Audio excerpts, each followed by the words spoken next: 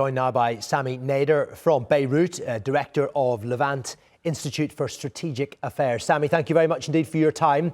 Should we start with ceasefire negotiations then? We hear that... Good morning, thank you for having me. Yeah, good morning to you as well. We hear that two senior Joe Biden officials are on their way to the region and they're confident of striking a deal. How confident are you?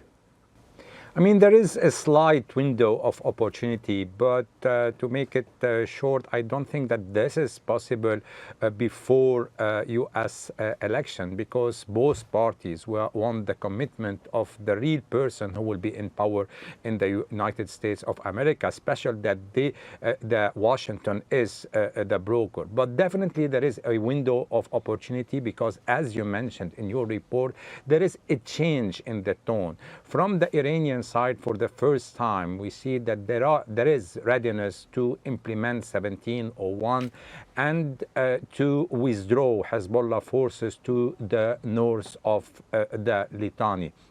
What is not really very clear is the Israeli position. So today the ball is in the camp of Israel. What will Israel ask for more than implementing 1701? Will it go further to asking for the implementation of another resolution embedded in the text of 1701, which is the resolution 1559 that calls for the disarmament of all military organization, meaning the disarmament of Hezbollah, because 1701 mentioned the necessity of Hezbollah to withdraw to the Litani. This is the text, but in its second article, it refers to 1559 and 1780. Plus, Israel is asking for an embargo on arms, a sea embargo, air embargo, land embargo on Hezbollah, and it is asking, and this is surprising, to coordinate with Russia. So how the American side will cope with this demand? This is something that, I mean, this is a detail, but it's important.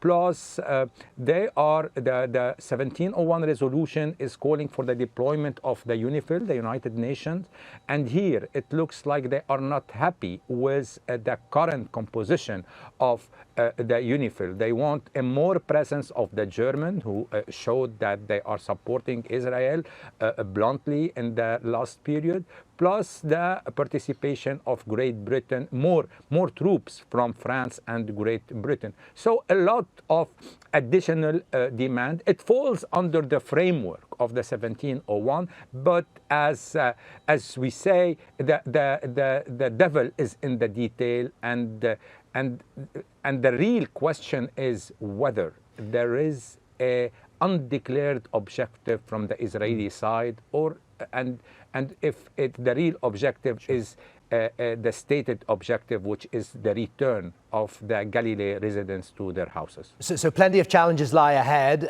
Sami, how important is it that Hezbollah now appear to have dropped their precondition that a ceasefire in Lebanon would have to be linked to a ceasefire in Gaza?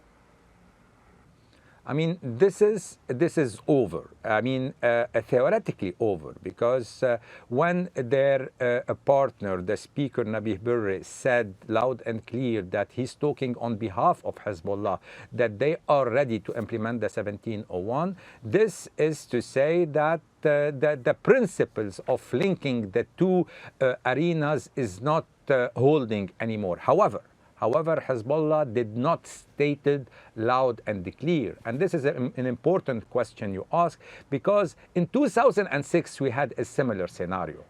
Hezbollah was part of the government. The government reached the deal of 1701.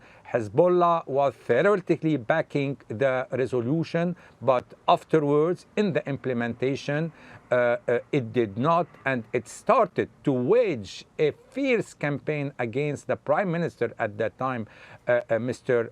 Fuad Sanyura, holding him responsible of bringing about this 1701 resolution. So up to now, Hezbollah did not say loud and clear, but one can conclude that Hezbollah took serious blows in the last weeks, and definitely Iran is making it's in a moment of reckoning, especially after the Israeli strike, and since it is today in charge of Hezbollah on the battlefield and on the political level, they may had a different. They may have reached different conclusion, and they are ready to back down on the Lebanese arena. Sami, we thank you as always for joining us on the News Hour.